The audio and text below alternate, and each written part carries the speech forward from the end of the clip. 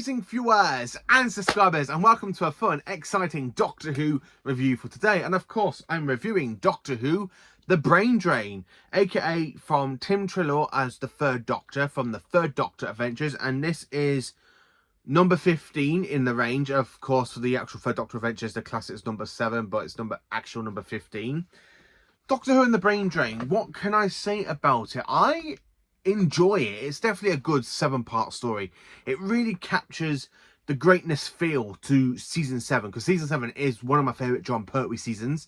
It's actually my second favourite Jon Pertwee season, but out of my top 10 seasons of Doctor Who, it is my 6th favourite season. And this really captures that epic type of feel, Doctor Who and The Brain Drain. I love the setting in Scotland at a Scottish castle, which is absolutely brilliant.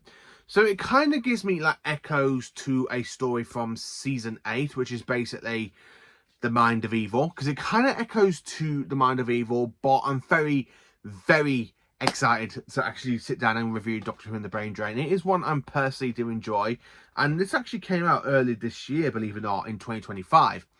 So I brought this back at the end of September, and you could probably say, but we are in the middle of November, why am I doing this review now? Because I kind of put this review off because I was supposed to do this one back in October, but then as I was listening to it, I had a lot of stuff come through. I had other big finishes to listen to as well, so my reviews have kind of been back catalogued at the moment. And then of course I had Sheffield Comic Con, because when I actually did listen to this one, it was a week before Sheffield Comic Con, and then I kind of put this one, kind of like postponed it for a bit, this review. But I've got all my notes here, what I enjoy from it. It is absolutely brilliant. So Tim Treloar really captures the Third Doctor. He's brilliant. I really don't know what it is, but I really love his voice, because it really has echoes of Pertwee in him, which is absolutely brilliant. John Crusaw is really great as the Brigadier. I really quite like him. Now, I don't know if I like him as basically the Brigadier or as the Master, or I have heard clips as him as the 12th Doctor. I don't know if it's for the Halloween box set or is it for the upcoming Christmas one. I have seen a few clips of him, and I was watching a Big Finish introduction to him introducing his 12th Doctor, because we will be getting some 12th Doctor audios in the future, like a 12th Doctor series, so I'm quite looking forward to when that one comes out next year.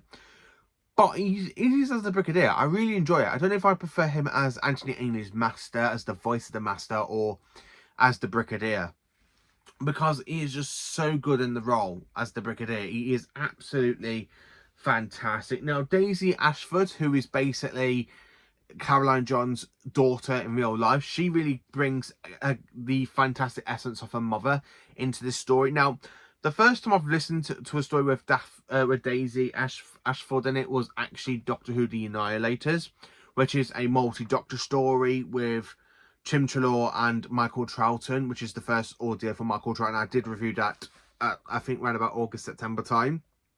I think I did enjoy it. I honestly love it. It is a good 7-part story, but as I said, it kind of had like little bits of echoes from the brain, like from The Mind of Evil and stuff. So it kind of reminded me a little bits of that story where I'm like, hang on a minute, this sounds so, basically, it sounds so familiar, but they are trying to do it with a different take, which is what I did quite enjoy, because this story does not feature the Master. For a 7-part story, I thought it would drag.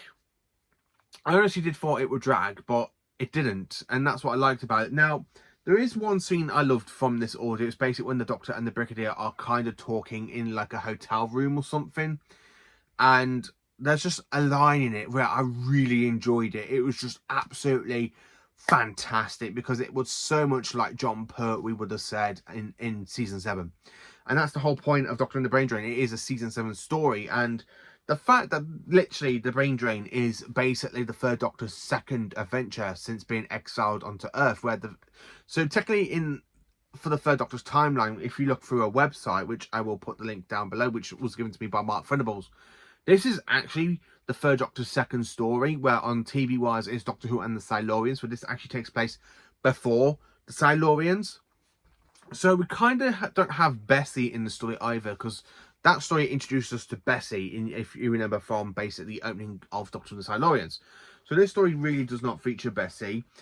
The whole crew is just absolutely flipping magnificent. It really is just brilliant. I mean, the describing of the Scottish castle is absolutely... I can really imagine them travelling up to Scotland.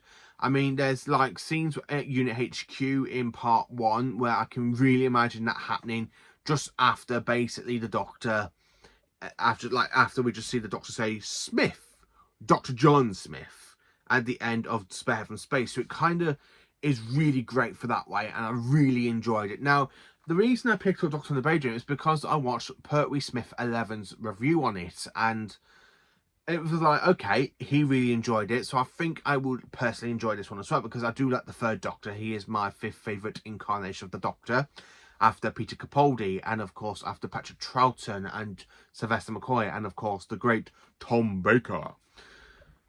Tim Treloar, again, is just so good as the role as the third Doctor. This is literally, what, my 5th box set I have in the collection, because I've got his first one, I've got his third one, with the Cybermen, which I really do like. My favourite story for him so far is Tyrants of Logic. I do have one where he's literally fighting the Daleks as well, and I think that's his 4th one.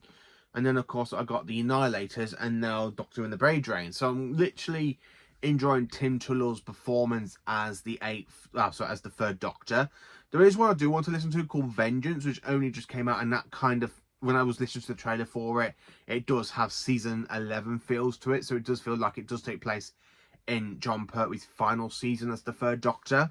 So that will definitely be one I'll be trying to get at the end of this month. But I really enjoyed it. I absolutely did enjoy Doctor Who, the Brain Drain. It is absolutely magnificent. Now, this audio, it does not drag.